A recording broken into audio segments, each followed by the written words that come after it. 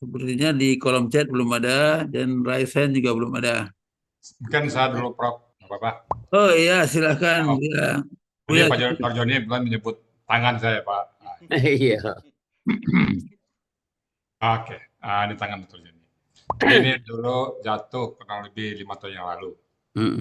Jatuh, sepertinya saya anggap itu seperti jatuh biasa. Nah, itulah. Ah, ah. Apa tadi itu? Fakta atau apa tadi itu? Mitos Atau, ya. memang kita waktu itu sudah berobat. Ya. Tahap pertama kita berobat ke dokter rumah sakit Islam Cempaka Putih. Nah, kemudian beliau mengatakan, kok aneh ini? Dia mengatakan, belum pernah saya melihat cacat seperti ini. Mm-mm. Ya, beliau menyarankan ya tetap digerakkan ini ya. Gitu. Ya, Dibelilah alat itu apa. ya, Tapi ini kan tadi kamu kepala sebenarnya, tapi karena ya, disebut juga. Kemudian kenapa? Karena nggak bisa kita ke Cimande, tepatnya Pak Joni. ya, ya.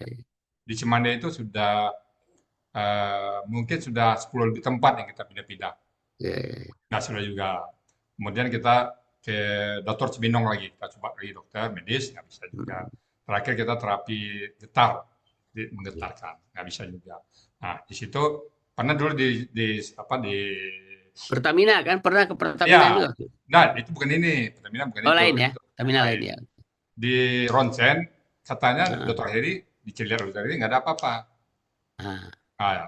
Jadi secara medis katanya nggak ada apa-apa, tapi dia hanya menyebabkan kekakuan. Nah, kira-kira penyebab apa ini? Tadi kan kepala, ya, bisa nggak coba apa penyebabnya? Sampai sekarang saya memang akhirnya saya apa nama, kalau ini memang sudah seperti ini ya ya. kita terima aja. Itu sekarang yang nah gitu Pak Torjani. Ya, jadi kalau saya waktu itu kan Ustadz belum belum terlalu tua betul. Jadi tulang sebenarnya masih kuat. Jadi waktu Ya. itu yang banyak benturan itu jaringan lunak. Jaringan lunak Oh, itu bisa saraf, bisa pembuluh darah. Itu kalau saya lihat itu bengkak yang berat itu pembuluh darah. ya. Vena-venanya robek itu. Nah, itu yang lama. Ototnya mungkin. Nah, jadi itu juga lama penyembuhannya itu kan. Nah, Ya, tulangnya bagus misalnya kan karena tulang masih kuat ya. ya. Kalau yang lansia tulangnya rapuh, tulang patah. Nah, jadi ada kelebihan. Itu kalau saya sangat menduga waktu itu kalau saya lihat bentuk tangan Ustaz itu trauma jaringan lunak. Jadi Oh, ya di dalam itu ada pembuluh darah, ada saraf, ada otot. Nah, itu rusak dia iya. dengan jatuh itu. Ya, sekarang Itulah. kita tinggal terima aja Pak Dokter. Sebenarnya Ah, usahanya iyalah. udah maksimum ya. Mohon Iya, doa aja kita sekarang. Udah kan udah maksimum. cukup lama berobat itu Ya, mesti secara mana-mana. normal udah itu tapi ya rupanya itulah Iya, cacat iya. yang harus diterima lagi namanya kan Ya, sisa betul. istilah Betul. kita sequelae itu sisanya lagi Ya, oke. Selamat Pak Dokter Joni. ya. Terima kasih. Baik, terima kasih Dr. Joni. Kita coba lihat di sini sudah ada 3 orang yang raise hand. Ya, Silakan ini Pak Besarhan. Silakan Pak. Assalamualaikum warahmatullahi wabarakatuh. Waalaikumsalam. Waalaikumsalam. Waduh. Alhamdulillah, terima kasih Dokter Joni, ilmunya sangat bermanfaat. Salam kenal, nama saya Besar Atmaya. Ya, Tadi saya baru tahu bahwa lansia itu otaknya menyusut ya. cut ya Jadi kecil. kalau orang Jawa itu koplak gitu, sehingga Ya, ada kalau berusaha seperti koplak lah dikit gitu ya, ya. kalau terjadi benturan itu gampang terjadi pendarahan atau subdural hematoma Ya, karena pembuluh darahnya rapuh. Nah, pertanyaan saya, bagaimana mekanisme terjadinya subdural hematoma itu yang gejalanya itu sering muncul terlambat setelah setelah trauma ringan ya meskipun terakhir. Kenapa nggak langsung terjadi, kenapa setelah beberapa hari gitu. Nah, yang kedua, berapa lama sih kita perlu observasi ideal di rumah ya sebelum kita memutuskan untuk melakukan CT scan atau MRI? ya, Kemudian, apakah semua lansia dengan cedera kepala itu perlu CT scan atau ada kriteria tertentu? Itu saja, ya, Pak Dokter, pertanyaan saya. Terima kasih atas ya. pencerahannya. Silakan. Baik. Jadi begini, ya istilah pengertian koplak itu nggak persis dengan. Jadi gini, otak itu kan ada jaringan-jaringan ikatnya ke namanya. Jadi dari tulang tuh nggak langsung otak, ada dura mater namanya. Nah, dura mater, kemudian di situ bawah tuh pembuluh darah ada. Ini. eh jadi kalau menyusut itu dia makanya masih tetap terbawa itu anunya tuh urat-urat jaringan ikat. Itulah yang membuat kalau tarik dia. Kalau epidural, nah ini tadi yang sadar dulu beberapa hari itu epidural. Epidural itu pembuluh darah di mening di Lapor otak. selaput otak itu selaput otak ada pembuluh darah di sini biasanya pecah dia. Nah, dia dikit-dikit darahnya tuh kecil di sini. Itu epidural itu yang ada intervalusida. Kalau subdural langsung itu berat, itu sampai tarik itu. Jadi otak tengkoron kan nggak bisa mengecil, otak sudah mengecil tapi masih ada sangkutannya. Nah, itulah dia kan tertarik itu. Itu yang bikin mekanisme kenapa terjadi subdural. Kalau epidural perdarahan di nggak mesti orang tua kan. Kalau epidural orang muda sering itu perdarahan di lapisan dura mater itu, menings namanya, meningial. Di bawah itu ada pembuluh darah untuk memperdarai otak kan dari luar juga ada dia itu. Gara-gara retak tulang retak di sini, di daerah sini, pembuluh darah terputus kecil kan, berdarah dikit gitu. Itu epidural nggak usah banyak-banyak sampai 30-50 cc udah kurang sadar orang.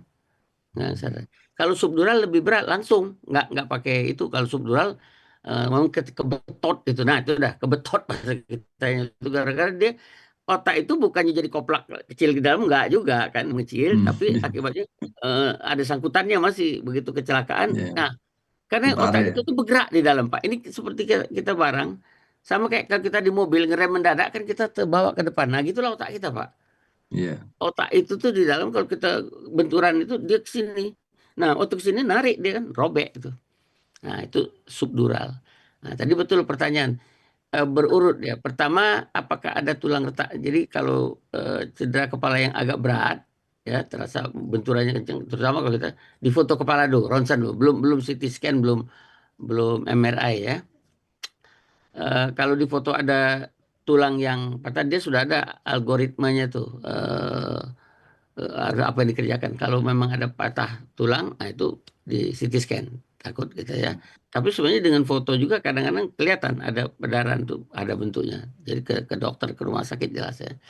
Nah, kalau memang ada gejala-gejala penurunan tekanan peningkatan tekanan intrakranial ada muntah tadi, nah, CT scan itu untuk melihat kita tuh CT scan.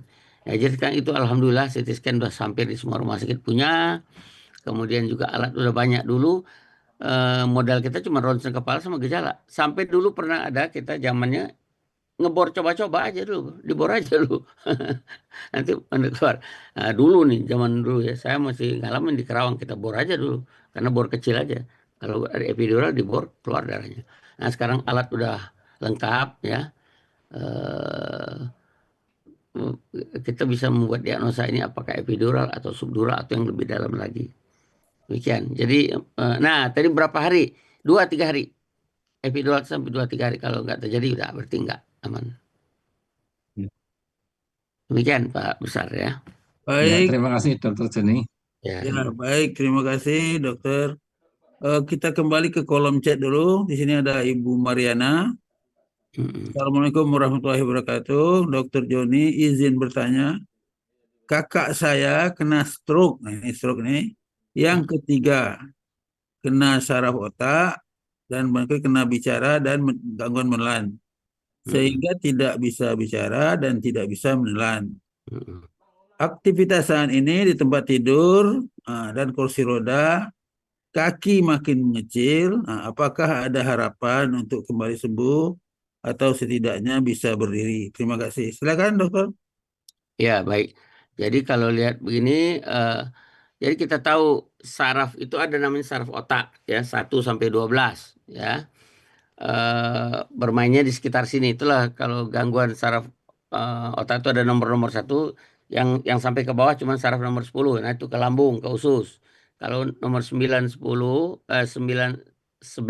12 itu dari sini itu untuk menelan. Jadi kalau terjadi kerusakan perdarahan itu ya, kalau sampai masih sumbatan itu. Stroke itu sumbatan pembuluh darah, sehingga ada daerah otak yang kering. Nah, kayak sawah, saluran irigasi tersiernya tersumbat, ditutup batu gitu ya.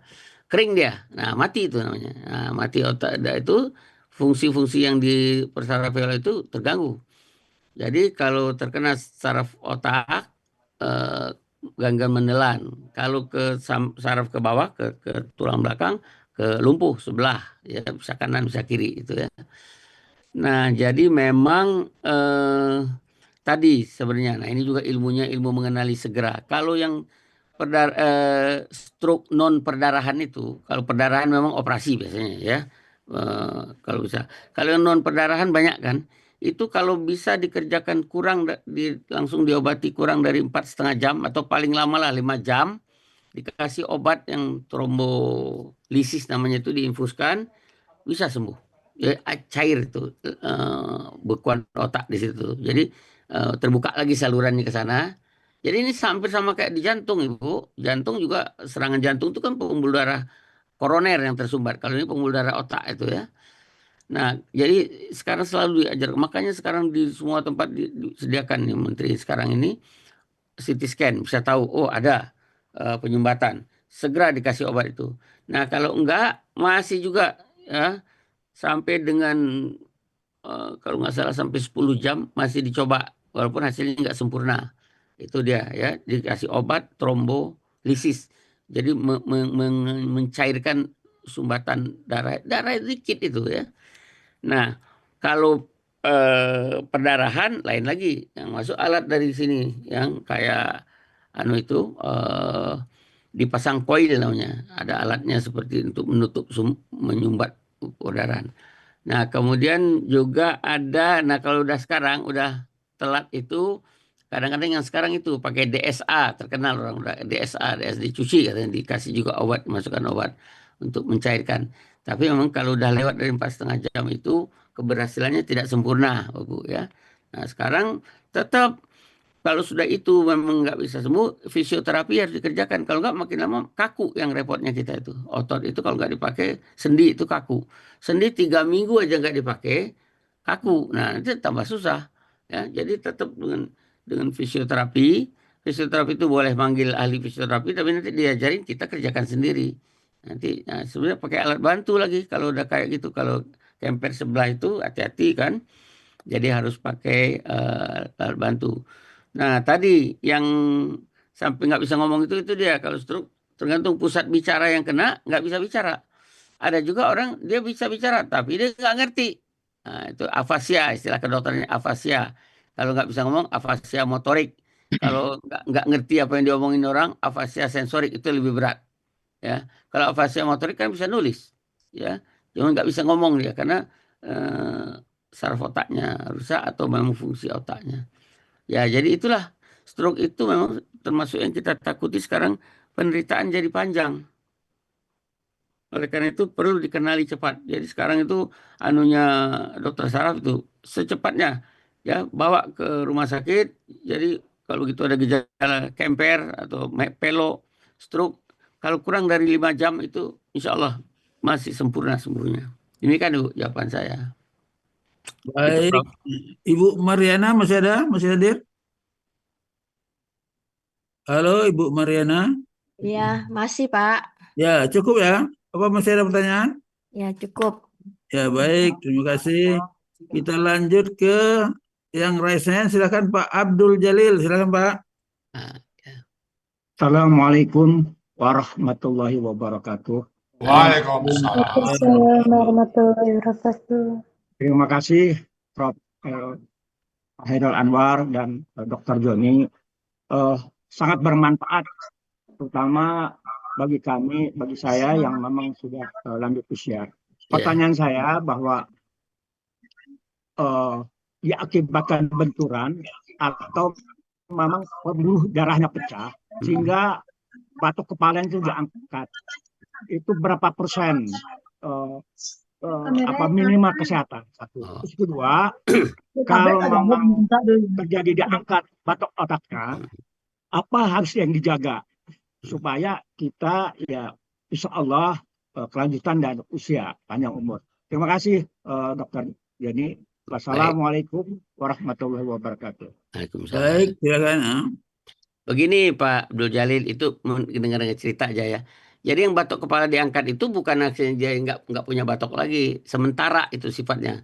Karena kalau otak itu membengkak, kalau bengkak tekanannya meninggi, itu orang kesadarannya nggak baik. Jadi kalau dia habis dibetulin, di perdarahan diambil, ya perdarahan biasanya, untuk ditutup tulang batok kepalanya sekitar sebesar ini, diambil dulu, ditanam. Bisa ditanam di perut, bisa ditanam di kepala juga, di bawah kulit. Nanti setelah dia sembuh bisa 3 minggu ya, sekitar 3 minggu sampai 1 bulan, dioperasi lagi, dipasang lagi, tutup lagi. Jadi bukannya dia nggak punya, kecuali kalau mau permuk tulangnya. Nah sekarang banyak alat-alat gantinya yang apa namanya itu, prostesisnya namanya. Jadi kita nggak mungkin. Nah, malah ada teman saya kemarin cerita, dia titanium yang dipasang karena besar Titanium. tulang otak itu ya, karena tulangnya memang dibuang, kanker ya, tumor.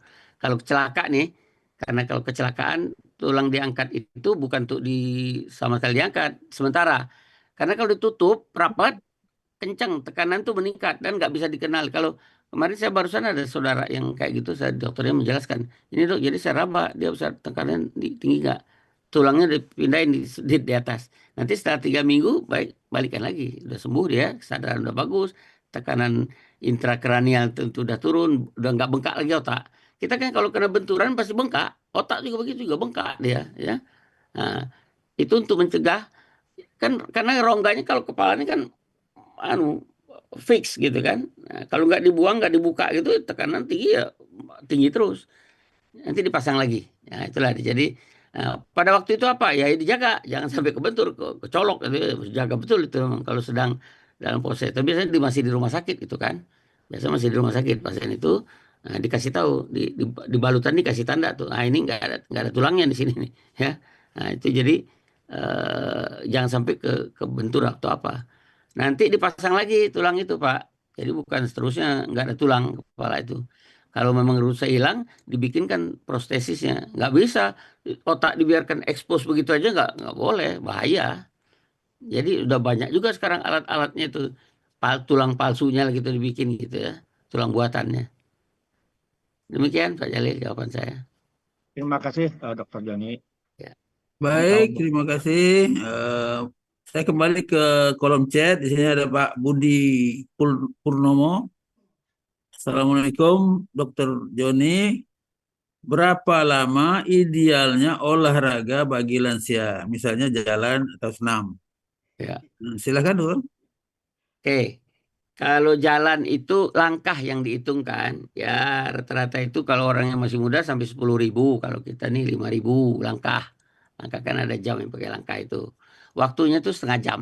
Olahraga tuh setengah jam, jangan lebih. Ya, nanti udah menyiksa. Kalau orang muda kan sampai 1 jam kering. Kalau kita yang penting otot tuh dilatih. Ngangkat juga setengah kilo aja boleh untuk latihan. Nah, angkat ringan. Jadi olahraga ringan namanya. Jadi olahraga yang tidak pakai beban. Jalan setengah jam atau kalau langkahnya tuh 5.000 langkah ya, itu yang idealnya, yang aman ya, kita mikir aman. Jamnya jam di bawah jam 10 kan aman, lamanya setengah jam, langkahnya 5.000 langkah lah, itu paling banyak itu. Inilah dikit Pak Dokter Joni. Ya Jalan itu kalau kita pagi kan saat ini kan habis pengajian pagi, habis itu jam 8 kelas. Nah kita ganti ke sore itu manfaat kurang lebihnya bisa Pak. Saya ganti ya, kan kalau untuk ototnya bisa, dan bagus sore, jadi nggak kena sinar UV yang terlalu tinggi, itu kan rusak lagi. Cukup ganti ke sore. ya untuk ganti sore untuk otot, gitu ya. Tetap latihan ototnya itu kan dengan jalan itu, melatih keseimbangan dan melatih otot. Boleh Pak. Syukran. Baik. Kalau pakai treadmill sama Pak Joni ya? Sama, saya treadmill paling lama setengah jam, karena 20 menit aja. Jam. Terus menerus itu Pak Joni? Iya. Maksudnya 10 menit berhenti, apa langsung setengah jam langsung aja? Tergantung. Bagusnya. Paling enggak 20 menit ya boleh. Istirahat 20 menit stop dulu. Ya. Boleh. Baik Pak Joni, terima kasih. Ilmunya luar baik. biasa, makasih. Waalaikumsalam. Baik, barangkali informasi tambahan dari dokter yang sebelumnya, dia menyebut kalau bisa 150 menit dalam 1 minggu. Oh, Nah, ada seminggu ya. bagi Saya 7 kira ya, itu, Prof? Bagi Hah? 7. Bagi 7 gitu ya. Ya, kalau Ya. 7 tiap hari bagi 7. Cuma kalau misalnya 3 kali seminggu, 50 menit, Bagi 3. ya, bagi 3, gitu ya. Terus, Baik, saya lanjut ke yang raise hand. Sudah cukup ya Pak Budi ya? Budi Purnomo? Iya, iya, cukup Pak Dokter, Ya, Pak, cukup. Pak Baik. Hairil, makasih. Nah, di sini ada ibu-ibu yang bertanya juga. Ibu Erdita Agustina. Silakan Bu. Ya, makasih Pak Prof. Assalamualaikum warahmatullahi wabarakatuh. Waalaikumsalam. Terima kasih atas kesempatannya kepada saya. Saya mau berbagi kasus dan juga bertanya Pak Dr. Joni. Ya. Ada keponakan saya itu kemarin pernah, tapi ini kasusnya lebih lama lagi. Keponakan itu kebentur waktu turbulensi itu Pak Dokter, sampai pecah kepalanya. Jadi Oh, benturan itu kuat karena dia bertugas di kawat ya. daerah Maluku. Ya, Ya. sering memakai pesawat kecil, jadi turbulensi kuat. Ya. Nah, jadi setelah sampai dengan sekarang sudah 3 kali operasi, dan saya tahu betul itu ada pembekuan darah di otak itu sampai disedot atau disemprot gitu. Ada videonya, saya kebetulan anestesinya masih adik, jadi videonya jelas. Nah, itu ternyata setelah saya lihat setelah 1 tahun, saya baru sempat lagi besuk udah diserahkan dokter untuk ke rumah. Jadi beli mesin nafas itu dokter. Waduh. Nah, jadi udah balik ke rumah, fasilitasnya dianukan. Nah, setelah saya setahun, saya lihat, saya sedih, kaku, sudah kaku semua kaki tangannya tuh. Kalau lurus nggak bisa bengkok, nggak bisa lentur.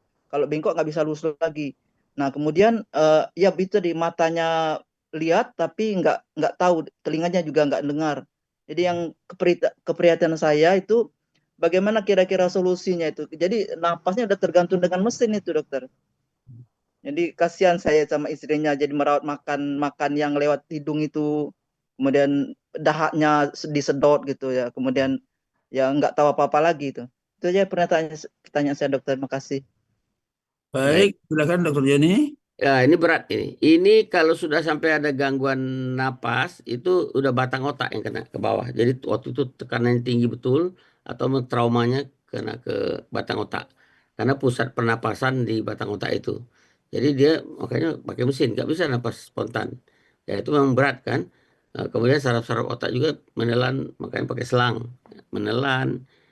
Nah, kemudian itu tadi memang orang yang dalam keadaan nggak sadar itu harus di fisioterapi. Maka saya bilang kalaupun pertama kita undang ahli fisioterapi, namanya kita latihan sendiri. Jadi sendi itu nggak bisa dikaku. Sendi dibiarkan dalam posisi itu 3 minggu, udah kaku dia. Jadi sendi itu digerakkan, ditekuk-tekuk tangan gitu kan. Itu 2 sebab dia. Bisa karena sendi itu, bisa juga terjadi spastik namanya. Nah, itu yang disebut dengan kalau istilah kedokteran upper motor neuron ya, Prof. Heril ya. Ya. Upper motor, jadi kerusakan di atas, ke bawah tuh spastik. Jadi memang tetap memang harus fisioterapi ngurangin. Jadi penyebabnya kaku tuh bisa karena nggak digerak-gerakkan dan juga ototnya spastik. Jadi terhenti dalam keadaan spastik apa istilahnya? Mengkerut. Mengkerut itu otot itu kan dia mengkerut, melenggar. Nah, itu diatur dari sini. Ya, di anunya tempatnya di sumsum tulang belakang itu, di belakang situ. Jadi dia rupanya ototnya mengkerut aja. Dia mestinya kan berganti, bisa mengkerut, bisa merileks. Dan Nah, juga mengecil itu dokter, juga itu mengecil. mengecil ya karena memang nggak Ya, dipakai kan. Otot ya. karena nggak dipakai mengecil. Sudah itu mengkerut itu spastik kalau bahasa kedokterannya, karena itu trauma apa kerusakannya di atas di upper motor neuron di saraf yang ngatur gerakan otot kita itu. Kalau yang di bawah dia lembek ya, rileks aja malah lemes loyo itu. Nah itu kayak orang polio kan, polio lemes ototnya itu. Kalau ini kalau di atas itu ototnya itu mengkerut aja. Jadi mesti agak setengah dipaksa ya dulu. Kalau udah sekarang ini susah kan, bisa kadang-kadang rusak sendinya kalau kita paksa. Waktu dulu ya itu apa mungkin takdir itu ya untuk beliau itu yang berat itu. Kalau sampai Sudah dia satu tahun setengah itu komanya dokter. Nah, itulah kita kan memang tidak boleh kan. Dan ada contoh-contoh orang koma 7 tahun hidup lagi. Jadi dan kita nggak boleh melakukan penghentian. Nah, itu kan namanya etanasia itu agama tidak tidak membolehkan. Di negara kita juga nggak boleh melakukan euthanasia itu. Dokter di rumah sakit nggak berani bawa pulang, kasih mesin dia. Nggak boleh dia cabut aja mesinnya. Itu sama membunuh kan, nah, jatuhnya kan. Iya, iya. Nah, itu nggak, dalam agama nggak boleh, di undang-undang negara kita juga ada undang negara yang udah boleh. Di Australia saya dengar terakhir, sama di Skandinavia, orang kanker sekali nggak bisa sembuh lagi di euthanasia, malah disuntik betul obat untuk meninggal. Nah, kita nggak boleh itu kan, karena masih ada bukti, ada di New York itu yang sampai berapa, Prof? Ada yang paling panjang orang koma bangun lagi tuh 10 tahun lebih ada itu. Tahunan itu. Tahunan itu. Ya, jadi apabila itulah cobaan ya dari Allah tuh, cobaan itu namanya. Nah, kasihan itu. Nah, itu Iya, yang bisa kasihan saya itu, jawab. dokter. Cukup Iya. Ibu Ernita. Makasih dokter. Ya, makasih. Ya. Assalamualaikum. Saya lanjut ke kolom chat sebelum ke Buya. Ini ada Ibu Herlina Mahmur. Selain jalan olahraga, apalagi yang aman untuk lansia? Seperti senam tera dan senam pernapasan, apakah aman bagi lansia? Itu pertanyaan. Silakan Dokter Joni. Kalau senam pernapasan boleh, cuman kan ototnya nggak terlatih, napas saja ya kan, itu kan memperbaiki suplai oksigen istilahnya itu juga benar. Tapi yang otot ini perlu jalan itulah, atau kalau nggak mau jalan keluar ya jalan di treadmill. Kalau sepeda, ada juga orang yang pakai sepeda, tapi sepeda lebih berat jatuhnya kan, sepeda sepeda statis juga kan. eh Ya yang paling ringan itu saya dengar jalan itulah. Jalan bisa di tempat, bisa keluar rumah ya. Di tempat yang treadmill itu yang ringan, sehingga otot kaki terpakai. Gimana pun memang akan menurun tetap. Kalau senam pernapasan itu hanya mengatur fungsi paru dan supaya distribusi oksigen merata ke seluruh tubuh. Karena hidup kita ini sebenarnya dari sel kan. Kesehatan kita tuh di sel ada. Sel itu kebutuhannya cuma dua, glukosa sama oksigen. Kalau oksigen nggak sampai ke situ ya anaerob dia. Nah, itu bahaya.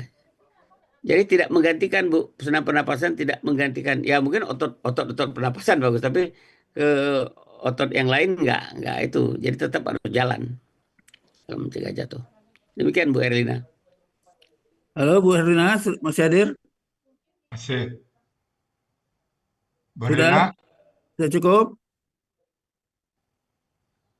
Oh, enggak. Baik, barangkali selain jalan olahraga, tadi ada sepeda statis atau itu ya. Satu lagi yang saya kerjakan adalah senam di kolam renang gitu Pak, Dokter Joni. Ya itu Nah, otot jadi juga. ya, jadi suhunya 33 derajat sampai Ya. 36. Nah, itu ada juga istilahnya berenang, cuma sebetulnya bukan berenang, ada senamnya Jalan. Bisa 10 jalan langkah gitu ya. ya. Itu kan bebannya jadi agak kurang, tapi otot bergerak itu. Itu musim sekarang itu hidroterapi itu ya, bagus. Ya, hidroterapi ya, berat badan jadi tinggal 1/7 katanya begitu Ya, kan. jadi nggak berat. Kalau jalan ini kan kalau orangnya gemuk, ini kalau betul untuk jalan ada masalah buat orang-orang yang berat badannya tinggi, ada masalah berikut lutut lagi nanti. Jadi betul. Nah, itu buat orang yang ada masalah gitu, jalannya dianjurkan yang dalam air itu, Pak Prof. Ya, betul. Kalau orang yang gemuk repot, kalau jalan dengkulnya akan terbebani, timbul masalah berikutnya, artritis dengkul kan. Nah, jadi itu yang dianjurkan betul. Nah, jadi kalau kita konsultasi dengan dokter rehab medis, udah lengkap lah dia tahu itu. Ada ibu nih berat badannya tinggi nih, sambil turunkan berat badan dengan diet dan sebagainya, jalannya di air dulu. Betul itu. Udah Baik, mulai banyak. masih ada yang raise hand, silakan. Nah, ini Ustadz Ustadz Raflis nih. Ya. Ustadz Raflis R. Caniago, silakan Ustadz. Assalamualaikum Prof. Assalamualaikum Pak Joni. Waalaikumsalam warahmatullahi wabarakatuh. Salam kangen dulu lah ya. Iya. Pak Joni, sebelum nanya ada nambah sedikit Pak Joni. Ya. Jadi tadi bangun tidur itu kan tidak boleh langsung berdiri dan ke kamar mandi ya Pak Joni ya. Iya, betul. Nah, jadi memang Nabi sendiri melakukan itu setelah bangun tidur, kemudian dia baca doa Alhamdulillah itu, kemudian duduk dia membaca surat Ali Imran ayat 190 sampai akhir, ya kira-kira 10 ayat. Nah, itu jadi patokan waktu jadinya ya. Bagus tuh. Ya, ya kira-kira durasinya mungkin 2 menitan lah Pak Joni ya. Iya, cocok tuh ya. Terus kemudian, nah ini saya pengalaman Pak Joni. Dulu saya tuh sakit pinggang Pak Joni. Heeh. Sakit pinggang, bangun itu susah sekali sakit. Ya. Nggak tahu saya berobat akhirnya sembuh. Setelah sembuh saya pernah ikut sholat kusuk itu sama buah apa namanya abu sangkan ya Pak Joni. Abu sangkan ya. Ingat. Nah, itu kita diajarkan bagaimana sujud, bagaimana ruku. Ya. Jadi ruku itu benar-benar sempurna. Sampai sekarang saya terapkan. Jadi ruku itu posisi pantat dengan kepala itu lurus. Ya. Punggung tidak boleh membungkuk. Kemudian kita agak maju ke depan sedikit, jadi tumpuannya ada pada tumit, pada jempol kaki. Nah, insya Allah sampai sekarang saya terapkan aman, sudah pinggang saya aman. Pak Joni tidak pernah lagi sakit pinggang. Nah, itu Pak Joni. Pertanyaannya sekarang ada dua Pak Joni. Pertama itu vertigo itu kira-kira tandanya apa dan kemudian apa mencegahnya seperti apa. Begitu juga dengan stroke ya Pak Joni.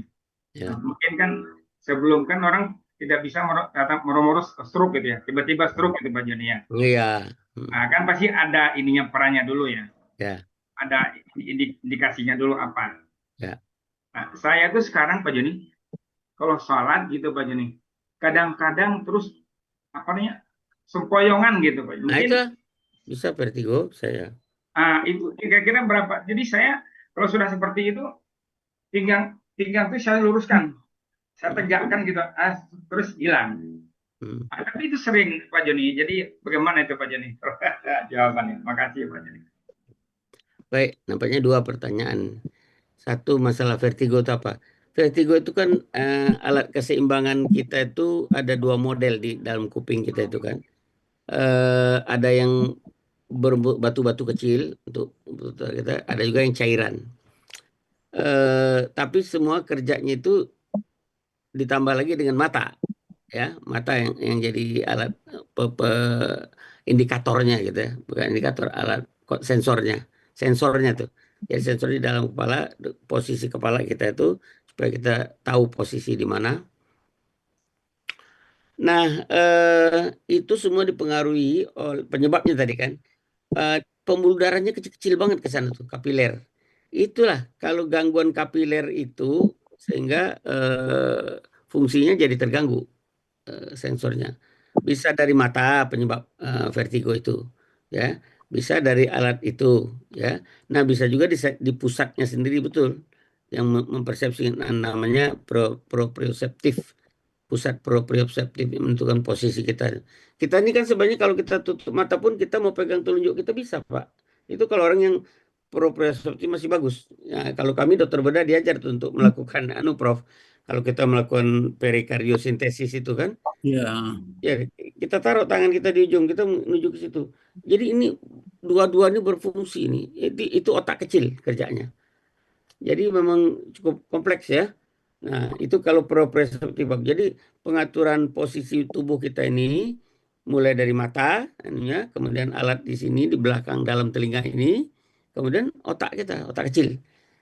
Nah, jadi kalau terjadi vertigo itu penyebabnya dulu pasti ada gangguan di pembuluh darah ke sana. Cuman saya pernah ngobrol, kan bapak saya juga kena gitu dulu vertigo. Berobat saya ke dokter THT yang sederhana sampai ke dokter THT yang ahli neurotologi namanya tuh. Dia bilang dari awal juga dokter yang ini bilang, ini vertigo ini diagnosanya banyak kata dia. Untuk mendiagnosa pemeriksaannya banyak, tapi obatnya cuma itu 2 macam jawabannya nanti ya. Obatnya 2 macam. Orang tua saya sudah sampai dicoba kasih air hangat di sini, begini macam-macam.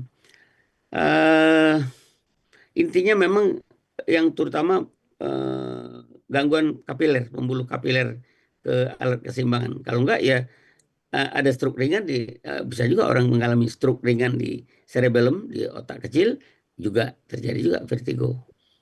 Nah, cara mencegah aja dulu kita ya. Jadi memang kita kalau pas terjadi vertigo tutup mata, jangan gerak dulu, diam dulu kan. Nah, yang paling banyak tuh teman-teman saya yang vertigo ya makan obat, tidur. Mungkin dengan tidur 6 jam bangunnya lumayan jadi bagus lagi. Jadi di setting lagi lah kita nih. Kalau kita pakai bergerak-gerak tambah jadi dia. Mata tutup karena mata jadi sensornya untuk itu. Nah, itu ya. Nah, tadi kembali ke soal sholat, betul. Kalau kita kebetulan kita cerita cedera ada lagi. Jadi sholat itu secara fisik itu ada dulu Dokter Sabu almarhum membuat juga buku. Apa aja gerakan sholat itu kalau dikerjakan secara benar menurut tuntunan Nabi itu memang alat kesehatan. Saya sendiri merasakan selama pandemi kalau nggak adalah sholat ini, mungkin otot saya juga mengecil. Kita sholat kan makin banyak kita sholat sunat, sholat macam gerakan. Selain itu sholat ini juga sekarang saya kan lagi belajar hipnosis. Sholat ini bacaan sholat, kenapa bacaan sholat itu nggak boleh dalam hati? Tapi juga nggak usah keras kan, sir. Itu kan melakukan self hipnosis namanya. Asal kita ngerti artinya. Jadi nggak boleh jadi kayak mantra gitu kan. Dulu saya pernah mengira sholat ini kan mantra aja, dibaca aja, ngerti nggak ngerti. Sekarang dengan ngerti, kita mendikte diri kita. Inna sholati, sesungguhnya sholat saya ini, wa nusuki, wa mahyaya, dan hidupku, matiku untuk Allah. Jadi itu di teman saya juga di sering YouTube itu ada ini. Saya belajar hipnosis. Jadi itu self hipnosis. Sholat itu menghipnosis diri sendiri. Ada penelitian lagi orang barat, psikolog. Jadi dibagi dua kelompok orang. Satu ngomong nggak beres saja terus, satu terjadi berubah tuh sifat orang itu jadinya, perilakunya jadi berubah. Nah, jadi itulah kita sholat itu, makanya betul inna sholata tanha anil fahsya'i wal munkar, terbukti.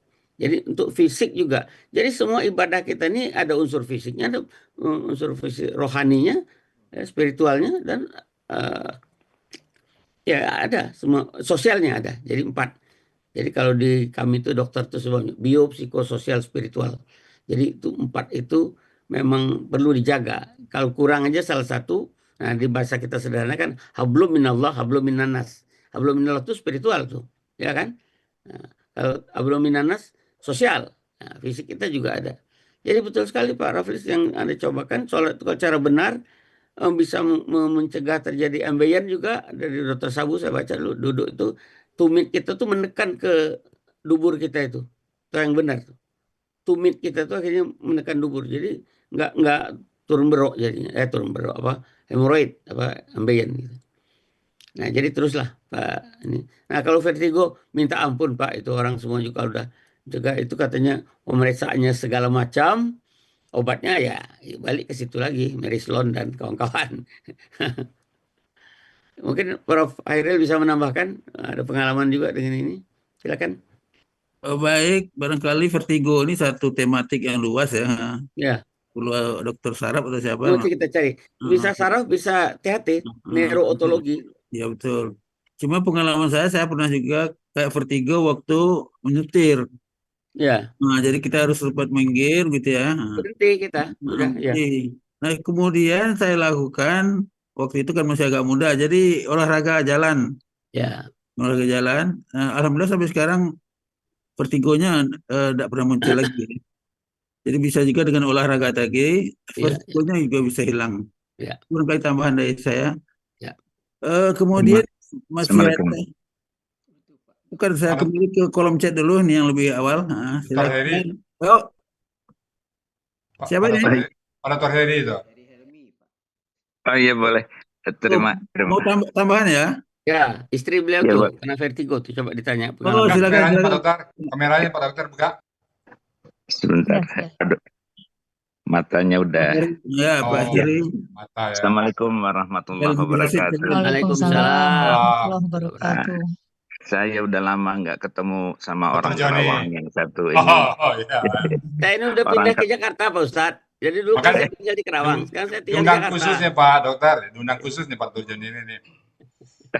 Jadi konco pelangkin di Kerawang ini Pak Ustadz, tapi hilang sekarang. Jadi waduh, tenang ketemu. Sama Prof. Khairil juga, saya baru kehilangan Prof di Palembang itu.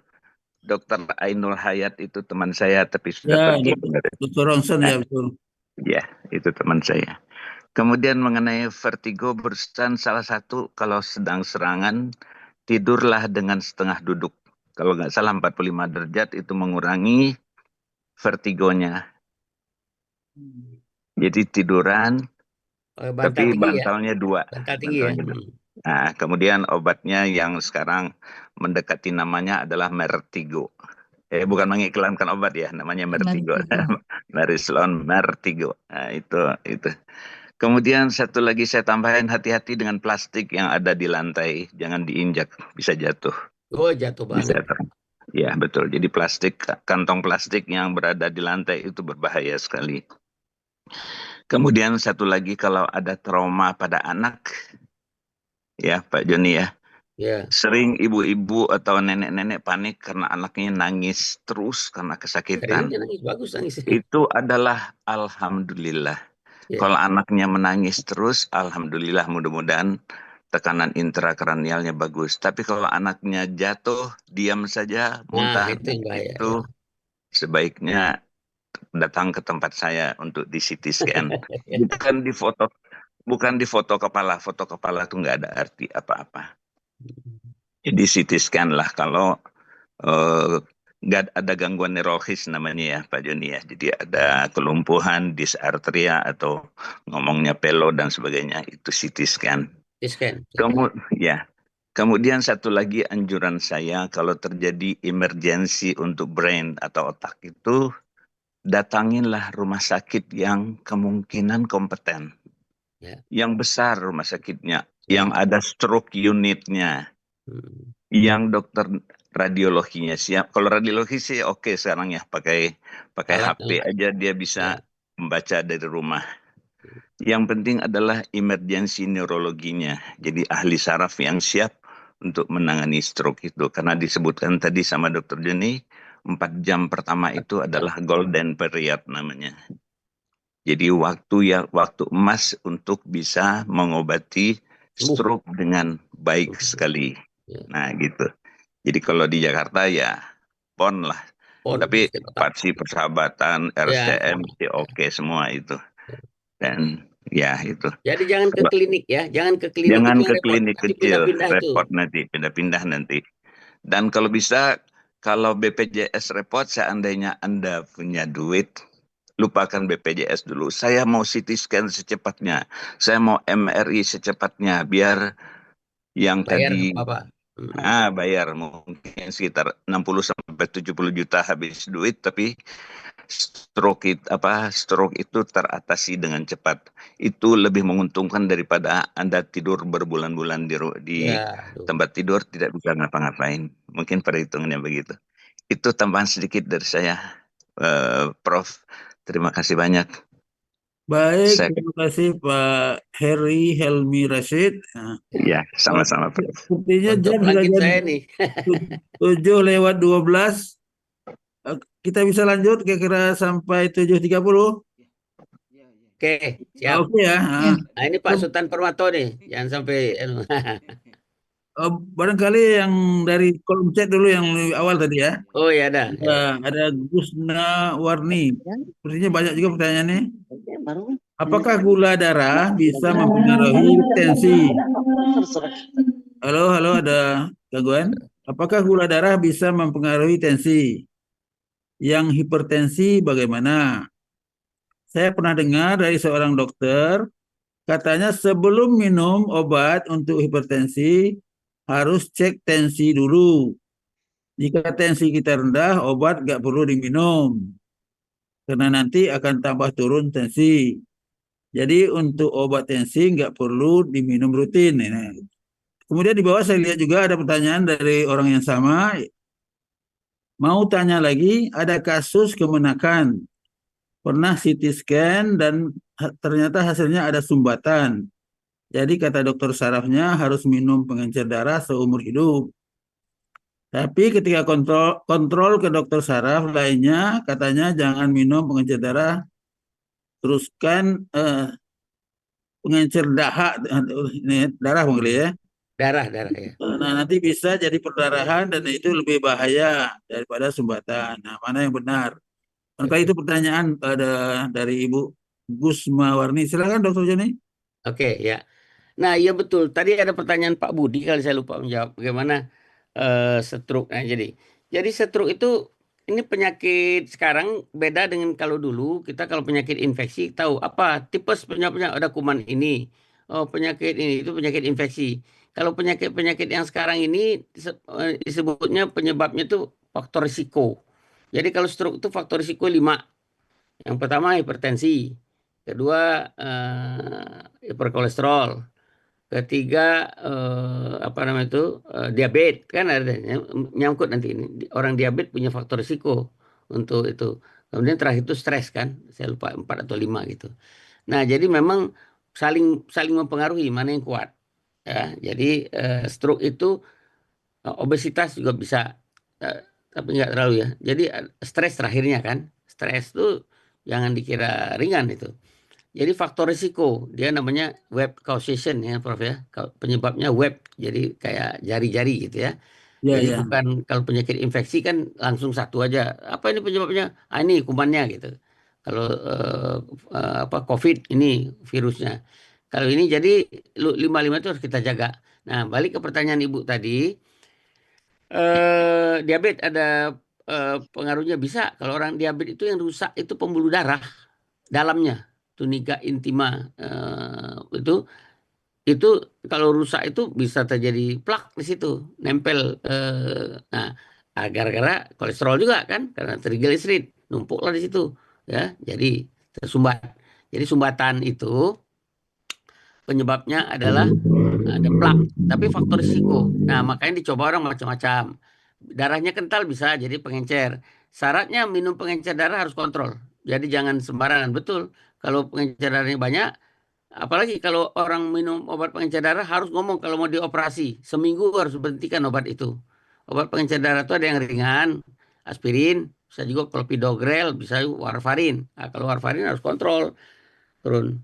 Nah, tapi tadi pernyataan kalau hipertensi nggak tensi nggak tinggi nggak minum nggak boleh. Itu withdrawal nih. Kalau hipertensi minum rutin, paling dosisnya diturunkan dengan dokter juga. Jadi kalau hipertensi, stroke ini hipertensi penyebabnya. Kalau tensi rendah nggak akan stroke. Kalau diabetes yang bahaya tuh rendah daripada tinggi. Kalau hipertensi tinggi yang bahaya. Nah, jadi kalau orang obat hipertensi nggak boleh dimakan acolok-acolokan kata orang Betawi. Kalau paling banter nanti oleh dokter, oh itu bagus nih, coba kita turunkan dosisnya. Yang tadinya 2 macam jadi 1 macam. Kan biasa amlodipin pagi, malam kandesartan. Nah nanti udah bagus, mungkin amlodipin aja gitu kan. Jadi nggak boleh di stop-stop itu. Itu nanti dia bisa rebound, malah jadi naik lagi tensinya. Jadi jangan ngarang Bu, hipertensi ya penyakit kronis. Nah itu yang saya bisa jawab buat Ibu Gusmawarni ini.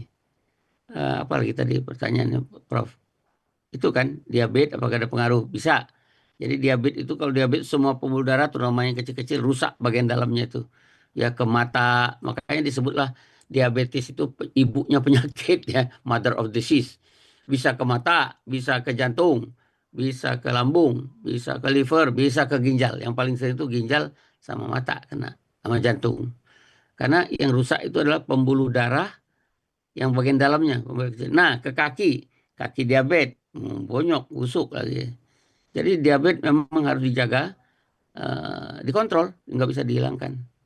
Sementara demikian penjelasan deh, Prof. Mungkin Baik, terima kasih. Ibu Gusma sudah cukup? Ada ibunya? Tidak ada lagi? Ya. Kalau tidak ada kita lanjut, masih ada satu orang resen. Silakan Pak Sultan Permato. Silakan Pak. Oh ya. Terima kasih Pak Prof. Ini karena pembukaannya tadi kan dari Pak Ustadz, saya mungkin penutup. Ini pengalaman Pak Joni, ini pengalaman sampai sekarang itu Pak Joni. Jadi waktu kita nyetir mobil itu, pas belok kiri atau ke kanan kan miring posisi beloknya itu. Ya. Pas waktu itu tuh kita seakan-akan kita mau rebah. Aja dari dulu Pak Joni sampai sekarang. Jadi sekarang saya tidak dibenarkan lagi bawa mobil oleh keluarga. Satu. Yang kedua, kemarin saya sering penyakit sariawan. Jadi ada teman yang menyarankan itu minum obat pengencer darah Ascadia 80 mg. Itu kan untuk anak-anak itu yang ringan. Tapi memang setelah saya makan itu, saya sekarang nggak ada lagi kena sariawan. Biasanya rutin itu sekali sebulan kena sariawan. Sebulan kena sariawan. Itu gimana kira-kira tuh Pak? Yang apa itu? Apakah ada juga hubungannya itu yang saya alami itu dengan tekanan darah rendah? sampai sekarang itu kalau saya bawa mobil belok kiri atau ke kanan karena posisinya miring, itu seakan kita ikut roboh, merasakan merebah aja. Dan saya sudah berusaha merem kendaraan itu, kadang-kadang nggak bisa Pak. Dia kalau belok ke kiri sampai ke pinggir kanan itu kadang. Untung nggak ada lawan kan, kalau ada lawan kan berbahaya sekali itu. Itu mungkin yang pengalaman saya tuh Pak Joni sampai sekarang belum bisa teratasi kondisinya. Ya. Baik, terima kasih. Silakan Dr. Joni. Ya, jadi mungkin memang Pak Sultan Permato punya masalah dengan keseimbangan. Ya, cuma saya udah lebih dalam nih, jadi spesifik. Mungkin baiknya konsul ke THT. Tapi ya udah tahu itu jaga lah. Jadi memang dia nggak bisa kembali lagi, entah yang biji-bijinya yang rusak, yang dia kayak biji kates tuh dalam tuh ya, atau yang cairan. Saya nggak hafal betul. Di dalam tuh ada lingkaran-lingkaran kayak gitu. Jadi sensornya itu lambat reaksi. Biasanya tuh mungkin yang biji-bijinya itu lengket. Ini Biji-biji itu. sesaat cuma nggak lama. Ya, jadi dia kayak biji kates itu di dalam di dalam saluran itu penuh dengan ujung-ujung saraf, ujung-ujung fili itu yang jadi mungkin mendek dia setelah begini mendek itu nggak bergerak dia. Nah, itu kemungkinan ya. Tapi ke ahli THT lah itu. Nah, yang kedua tadi askardia itu yang biasa dipakai orang itu kan vitamin C juga, ada vitamin C-nya aspilat. Biasanya dipakai untuk pengencer darah betul, tapi mungkin unsur vitamin C-nya yang membuat sariawan itu justru kalau dipakai pengencer darah lebih banyak berdarah dia kan. Vitamin C itu yang kurang, askarbut ya, ini vitamin C, B kompleks, sariawan itu penyebabnya. Terima kasih Pak Joni. Ya itu. Baik, terima kasih. Ini Ibu Gus ini angkat tangan lagi kenapa? Ada yang belum beres? Iya, tadi Ibu Gus katanya terlempar. Ya, maaf. Silakan Bu. Saya mau menanyakan ini yang kemarin Bu Gus Neti yang sedang sakit gitu kan. Nah, kemarin kan sempat kena vertigo awalnya. Nah, terus setelah di CT scan dan sebagainya kan ternyata memang ada katanya sih ada perdarahan, asalnya dari sumbatan tapi karena perdarahan tapi sudah mulai terabsorpsi. Nah, terakhir kemarin itu kan dikasih obat tensi. Nah, tensinya pas masuk itu 185. Nah, pas kemarin kita kontrol ke dokter sarafnya, nah dokternya bilang gitu, ini obat tensi ada 3 macam dikasih, saya cek dulu namanya apa, tapi hanya dikasihkan jika tensinya lebih dari 140, katanya gitu. Jadi sebelum minum obat itu ditensi dulu. Nah, kalau tensinya di bawah 140, jangan diminum, nanti tambah turun tensinya. Oh gitu dok, kata kita gitu kan. Nah jadi beberapa hari ini kita lihat tensi mama itu rendah, 107, 105, tadi pagi juga di 104. Ya udah jadi karena dari dokter itu kemarin, udah kita jadi nggak ngasih beberapa hari ini gitu. Mama tuh kondisinya memang masih lemes gitu buat jalan. Memang sebenarnya motoriknya alhamdulillah bagus semua motoriknya, cuma keseimbangannya masih belum, buat jalan itu masih harus dipegangin gitu kan. Terus lemas karena bawanya tidur. Saya tanya mama pusing nggak? Enggak, karena tensinya rendah banget kan, karena biasanya mama hipertensi gitu kan. Enggak katanya gitu, tapi lemas aja. Nah itu dok yang saya mau konfirmasi. Jadi sampai sekarang kita belum berani ngasih hipertensi lagi karena kemarin dari dokternya bilang gitu. Makasih dok. Ya silakan Dokter Joni. Ya seperti saya katakan biasanya yang kita kurangin kalau 3, 1 dipertahankan. Ada yang hipertensi macam-macam cara kerja itu kan. Nah lemas juga kan masalah simpatik parasimpatik itu pasti ada masalah. Jadi kalau obat hipertensi biasanya kita yang 1 dipertahankan, yang paling ringan itu pertahankan karena nanti rebound kalau stop semua tiba-tiba naik lagi. Jadi kita nanti main begini-begini, nggak ada obat hipertensi itu, nggak ada begini-begini. Dia apa namanya itu titrasi namanya, cara pengobatan tuh titrasi, dosis ditemukan udah terus itu dipertahankan. Jadi coba konsultasi lagi, ada 3 obat, mungkin dulu di P3 karena nggak mempan dengan 1 obat ditambahin, sekarang 1 obat aja dipertahankan. Yang paling biasa ringan kan yang kalsium antagonis ya, amlodipin ya. Udah ringan yang 5. Jadi bisa jumlahnya, bisa dosis. Kalau stop sama sekali, takut kita rebound ya, naik lagi dari situ nanti. Susah lagi terkendali. Tapi kalau lagi lemas itu mungkin masalahnya kurang minum, apa gizi kurang, bisa juga kan lemas gitu kan. Usul saya memang kalau udah spesifik ini ya konsul ke dokternya. Jadi biar dokter yang lebih yang memang rutin kita berobat. Ini gimana nih tensi segini? Kalau yang secara pengetahuan umum kita, memang obat hipertensi nggak boleh kita stop begitu aja, kemudian kapan-kapan kita minum. Nggak ada tuh. Nggak ada orang minum obat hipertensi kalau kalau tinggi minum, kalau turun dikit stop. Ya mungkin waktu itu tingginya bukan resmi tinggi, bisa juga karena habis olahraga gitu kan. Intinya gitulah Bu ya, lebih konsul ke dokternya lagi, konsulkan. Ya. Ya dok, ini kemarin obatnya waktu Apa coba dikasih obatnya? hari Kamis kemarin itu Adalat Oros 30 mg, Bisovel 5 mg, dan Gionix 16 mg. Itu kemarin obatnya, dan dengan catatan jika tensi lebih dari 140. Iya, iyalah Adalat itu betul itu kan apa sih saya lupa nih saya nama judulnya. Ya sebangsa begitu ada itu yang kerjanya. Jadi obat hipertensi banyak macam cara kerja. Ada yang kalsium antagonis, ada yang kayak apa namanya itu? Udah mulai agak pikun juga nyeritain. Ya baik konsulkan aja ke dokternya lagi dah ya. Mana yang ini? Kita nggak mau juga drop ya. Tapi kalau di bawah 100 tuh kita anggap drop. Kalau dia masih di atas 100 oke ya. Baik, barangkali cukup ya. Banyak orang sudah makan amlodipin 5 mili tahunan ya, puluhan tahun. Iya. Enggak ada apa-apa ya. Saya lihat ini masih ada satu dari Kais Yuliani. Ada hadir orangnya? Halo? Halo Ibu. Halo Ibu. Ada Ibu? Ya ada Pak, ada Dok. Oh, karena ini panjang, coba ngomong baik. Ini, Nah, ini Dok ada. silakan Ibu. Saya usianya Oh, ada ini ada. Mir Pak Helmi, Sudah di. Ibu Kailis ya, Ibu Kailis. Jadi usia 48, belum masuk lansia tuh 48. Ini tetangganya Pak ya, tetangganya sudah meninggal. Tiba-tiba gula darah 500. Woi, itu berat itu. Kaki mengeluarkan darah dan bernanah yaitu apa namanya itu gangren penis tuh ya. Oke.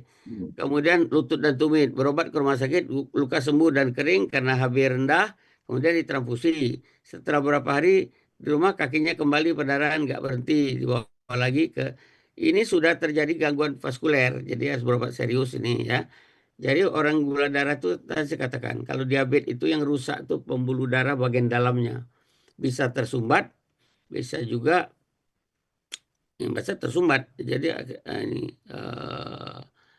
sudah itu vaskulernya udah ke pembuluh vaskuler itu, jadi berobat ke kedua tempat, ke dokter penyakit dalam untuk gulanya sama ke dokter bedah vaskuler. Itu sembuh itu sembuh sementara aja, barang di dalam masih. Jadi mesti dilakukan Doppler, diperiksa dulu pembuluh darahnya itu ya dengan Doppler namanya, atau kalau perlu dibikin arteriografi ya. Kemungkinan jadi masih di dalam masih ada bonyoknya itu, sembuh luarnya aja. Jadi itu berulang menanah kan, lutut infeksi. Gangren namanya kalau istilah kedokteran itu. Jadi ke dokter bedah berobatnya, misalnya bedah ke vaskuler bisa ya, sama ke dokter penyakit dalam. Gula 500 itu luar biasa tuh tinggi. Yang bisa ditoleransi itu 150. Mungkin sudah lama Dok yang ngidap gula darahnya ya. Nah itulah, kalau lama itu aja pembuluh darah itu udah rusak dalamnya tuh, yang dalamnya. Nah kemungkinan bisa tersumbat. Jadi ada daerah yang kering juga, nggak dapat darah, mati dia. Kalau ada satu daerah nggak dapat darah, mati ya, karena kapilernya rusak, mati. Nah itu yang menimbulkan busuk ya. Jadi tanah itu karena ada jaringan mati di dalam itu. Jadi berobatnya ke dokter bedah dan ke dokter penyakit dalam. Ya ini serius ya. Kalau nggak bisa sampai dipotong, dibuntungin. Tapi kalau Masih untung masih bagus dilihat nggak. Jadi nanti Ya, ada kemarin tapi hanya 1 jam meninggal beliau, Dok. udah meninggal, innalillahi. Iya. Nah, itulah itu udah sepsis tuh. Kalau diabetes sampai meninggal namanya sepsis, infeksinya naik ke seluruh tubuh. Ya. Oh gitu ya, Dok. Oh, Nah, iya. Jadi jadi cuma 2 minggu sakitnya, jadi Dok saya kaget juga. iya, itu Iya. udah terlantar penyakitnya itu. Jadi udah sepsis. Kalau sampai meninggal orang diabetes itu sepsis, ya. Berarti selama ini tidak pernah ada keluhan gitu, Dok. Kenapa ya? Nah, itu dia tuh kadang-kadang ya itu kan. Jadi makanya istilah dokter itu rasa sakit tidak selalu sama dengan penyakit. Penyakit jalan terus, tapi nggak ada rasa sakit. Orang itu kan dia mungkin nggak ada perhatian atau memang dia kuat. Macam-macam orang kan daya tahan orang. Ada orang yang cengeng lah kalau sakit aja. Dikit aja sakit lalu teriak dia kan. Ini enggak, dia kuat. Jadi rasa sakit tidak sejajar dengan penyakit, Bu. Iya, iya. Penyakit udah jalan terus kan, tapi dia nggak merasa keluhan, tapi tiba-tiba kaki udah bengkak, udah bonyok dia kan. Buktinya sampai benanah berdarah itu. Ya, bulan Jadi ini banyak orang yang sampai 400 itu dia slow-slow aja. Nah, tapi nantinya gula Sik itu ya, tak kemana-mana. telepon nanti ya, Sik. Gula itu kemana-mana, Bu. Ke mata, ke ginjal, ke kaki. Jadi harus periksa rutin ya, Dok. Iya, kalau kita Iya. lansia ini, kalau di Thailand tuh ada kata anak saya yang pernah praktek sana, dia pergi ke tempat-tempat ke puskesmas yang diperiksa cuma tekanan darah sama gula darah. Itu yang dikendalikan, dikontrol maksudnya, dikontrol. Jadi sebulan sekali periksa gula darah sama tensi. Ya. Iya. Makasih, Dok. Baik, terima kasih karena kita dibatasi waktu. Saya tertarik dengan gambar demografi tadi, Dr. Joni. Ya. 2 hari yang lalu saya kembali dari jalan-jalan seminggu di Vietnam. Dari 31 orang yang pergi, semuanya udah lansia, ada 70 gitu ya. Nah, cuma ada 2 kamar, semuanya ibu-ibu itu, nenek-nenek semua. Jadi memang banyak ibu-ibu yang umur panjang itu. Iya betul. Yang lainnya kan suami istri, ada 2 kamar, 5 orang, nenek-nenek semuanya. Iya itu. Jadi itu, cuma tidak tahu mengapa itu ibu-ibu itu atau nenek-nenek itu umurnya lebih panjang dibandingkan bapak-bapak gitu ya. Baik, barangkali kita dibatasi waktu, saya serahkan kembali kepada Buya Rizal, silakan Buya. Baik Prof, makasih Prof. Baik Bapak Ibu semuanya, demikian tadi pembahasan kita tentang cedera pada lansia ya. Semoga apa yang disampaikan oleh Dr. Joni bermanfaat bagi kita semuanya. Karena ini sini ini memang udah lansia semua Pak Dr. Joni ya. Iya. Pak Joni ya. Baik, makasih Pak Dr. Joni yang sudah membawakan makalah ini masalah cedera kepala pada lansia. Semoga Pak Dokter selalu sehat dan selalu ada waktu untuk kita. Mungkin nanti di tema berikutnya ya. Amin, amin. Iya. Tema berikutnya. Terima kasih Pak Dr. Joni Bu Nel ya. Iya. Semoga Pak Dr. Joni nanti ada lagi materi baru yang akan disajikan di Alasani. Oke, makasih Pak Dr. Joni. Iya, jadi menariknya Pak Joni ini di samping memang bedah khusus, tapi juga kesehatan sosialnya Pak Ustadz, luar biasa. Baik, berikutnya kepada Prof. Khairil Anwar yang selalu setia menemani kita Bu Nela. Semoga Prof selalu sehat dan alhamdulillah, terima kasih ya. Selalu siap dengan bersama kita. Ada kebanggaan tersendiri bagi kami kalau Prof yang jadi MC. Jadi yang lain-lain yang baru-baru, Alasani itu MC-nya profesor loh. Terima kasih ya Prof. Ya, sama-sama. Izin Ustadz, saya kasih informasi sedikit. Ada teman kita, temannya Prof. Heril juga, adik tua ya, Prof. Erika. Itu Erika Bukhari ya? Cedera, kecelakaan. Ya, kecelakaan di Sumatera Barat. Ya. Beliau itu pernah dipanggil Pak Jokowi itu Pak, Prof. Erika itu? Iya, beliau profesor ahli jalan itu. Iya. Jadi sekarang pakai kursi roda kemana-mana. Ya. Nah, itu repot. Beliau pada saat dipanggil Presiden Jokowi, beliau WA saya, Pak Ustadz, doain saya, mudah-mudahan sukses sama Pak Jokowi. Alhamdulillah, salam beliau. Oke, berikutnya Bu Asnurmaini yang sudah membawakan ayat surat An-Nahl ayat 70 sampai 72. Semoga yang membaca dan yang mendengarnya diberikan oleh Allah pahala yang berlipat ganda. Dan kepada kita semuanya, apa yang dibicarakan oleh Pak Dr. Joni tadi dan dibawakan oleh Prof, semuanya bernilai ibadah yang akan membantu kita nanti pada saat kita menghadap Allah. Terima kasih, saya kembalikan kepada Prof untuk menutup. Silakan Prof. Baik, terima kasih karena waktu juga. Mari kita tutup acara kita pada hari ini dengan membaca Subhanakallahumma wa bihamdika asyhadu an la ilaha illa anta astaghfiruka wa atubu ilaik. Assalamualaikum warahmatullahi wabarakatuh. Waalaikumsalam warahmatullahi wabarakatuh. Terima Terima kasih Pak Joni, Prof. Terima kasih. warahmatullahi wabarakatuh.